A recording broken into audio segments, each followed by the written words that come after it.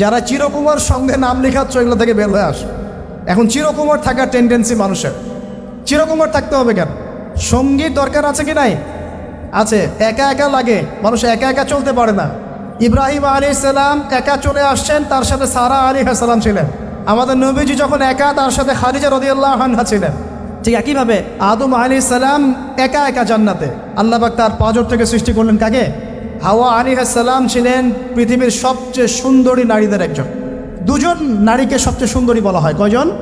একজন হাওয়া আলাইহিস সালাম আর একজন ইব্রাহিম আলাইহিস সালামের স্ত্রী সারা আলাইহিস সালাম। এখানে মনে রাখবেন, নিজে যদি পবিত্র থাকেন, নিজের চরিত্রকে পবিত্র রাখেন, ইনশাআল্লাহ আপনি সব দিক থেকে ভালো একজন মেয়ে পাবেন। নিজের চরিত্র ঠিক থাকবে না, জেনা করবেন, 10 ঘাটের পানি খেয়ে আসবেন, দেখবেন যাকে বিয়ে করেছেন ও 15 ঘাটের পানি খেয়ে আসছে। সতর্ক থাকবেন, আল্লাহ পাক হেফাজত করুন বলি আমিন। এবার তারা দুজন জান্নাতে থাকতে লাগলেন। আল্লাহ পাক বলছেন, একটু মনোযোগ দেন, আল্লাহ বলছেন যে তোমরা দুজন জান্নাতে থাকো।